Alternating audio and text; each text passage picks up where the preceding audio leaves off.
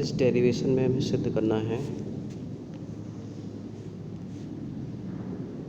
Prism के लिए अपवर्तनांक के सूत्र।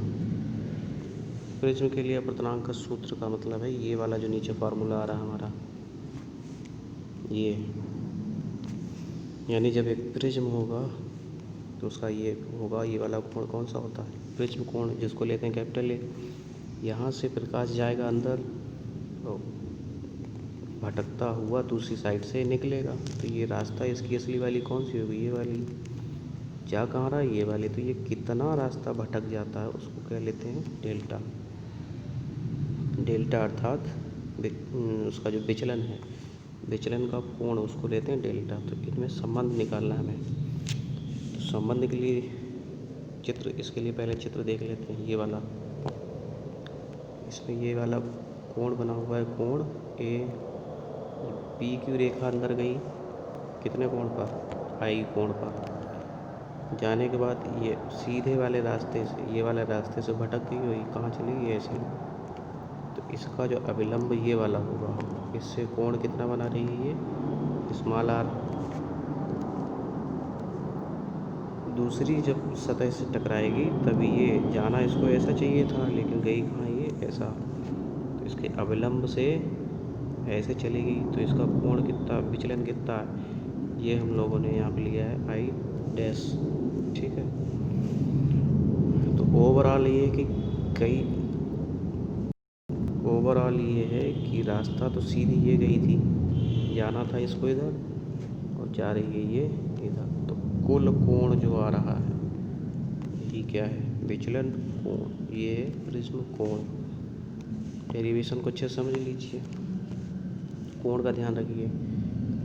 आई कोण पर आई है और जो अपवर्तन कोण है वो कितना है, स्मॉल आर।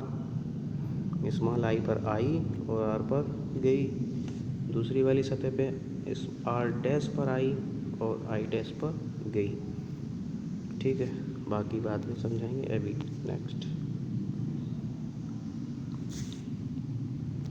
कैलकुलेशन को समझिए ज़रा।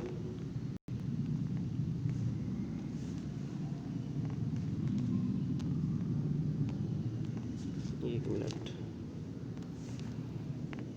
यहाँ पे दिया हुआ है कि त्रिभुज क्यू डी आर में कोण डेल्टा है और वही है डेल्टा कोण माना गया है। तो डेल्टा का मान निकलेगा कैसे, ये समीकरण एक को देखो गौर से।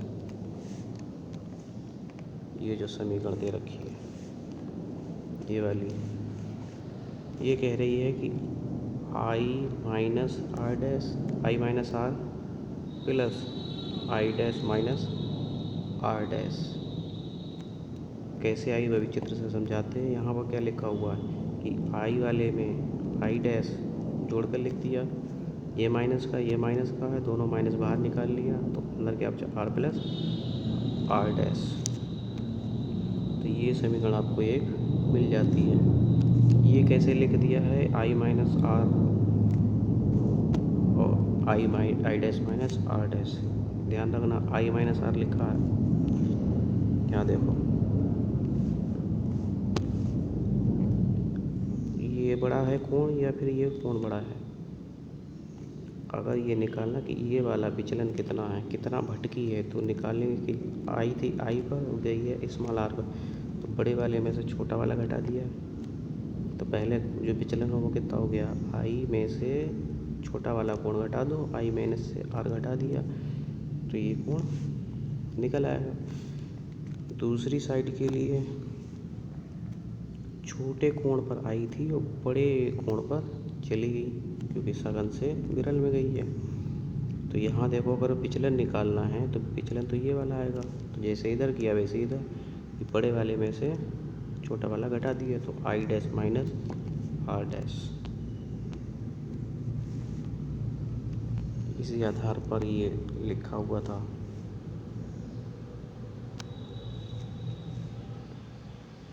ये वाली समीकरण हो जाती है। उसके बाद आता है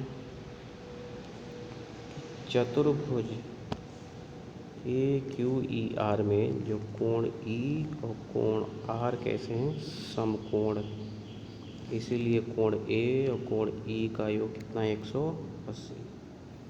कोण ए और कोण आर कैसे हैं, समकोण। देख लेते हैं कैसे हैं। कोण क्यू यानी इस वाले की बात कर रहा है, ये चतुर्भुज इसका, इसमें ये वाला कोण 90 अंश है और ये वाला कोण भी 90 अंश है, क्योंकि ये वाली अभिलंबवत लाइन यहाँ से खींची हुई है। ठीक है, तो ये वाला कोण 90 कोण क्यू और कोण आर कैसे है 90। हम जानते हैं चतुर्भुज के चारों कोणों का योग होता है 360, यानी ये वाला ये वाला ये वाला ये वाला जोड़ो तो कितना आएगा 360, लेकिन ये है 90 और 90, तो इसका मान तो 90 रख लोगे तो क्या आएगा, ए और ई तो बचेगा। और 360 में से 180 घटाओगे तो 180 बचेगा। क्या, ए प्लस ई बराबर 180, वही यहाँ पे लिखा हुआ है कि ए प्लस ई बराबर 180। दूसरी बात आ जाओ कि R plus R dash plus E बराबर 180 कहाँ से आया। ये देखो लिखा हुआ है त्रिभुज क्यू ई आर में। क्यू ई आर को यहाँ से देखते हैं क्या है Q E R. Q E R ये वाला, तो क्यू ई आर में यानी त्रिभुज बनना, त्रिभुज के तीनों कोणों का योग कितना होता है 180। कौन कौन से कोण है, कोण आर, इस क्यू का मान कितना है आर का मान कितना आर डैश, तो आर प्लस आर डैश और plus E, R plus R dash plus E बराबर कितना 180, वही यहाँ पे लिखा हुआ है R plus R dash plus E बराबर 180। ऊ तो यहाँ से जब 180 इधर जाएगा यानी 180 माइनस ई, वो कहाँ से 180 माइनस ई का मान कहाँ से मिलेगा, इधर से 180 में से ई घटेगा तो कितना बचेगा ए। तो यहाँ पर 180 माइनस ई की जगह क्या रख देंगे ए, जो कि ए का मान। ठीक है,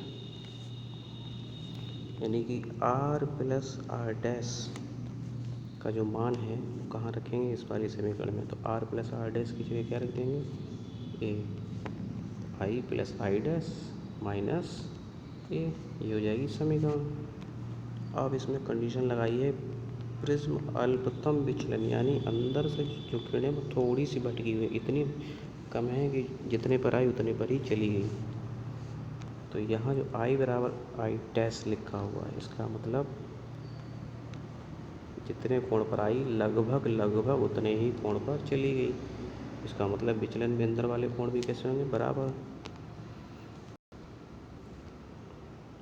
तो यहाँ से जो कंडीशन लगेगी यानी आई बराबर आई डैश और आर बराबर आर डैश और डेल्टा को हम लिख लेंगे डेल्टा, ये वैल्यू यहाँ पर पुट करनी है।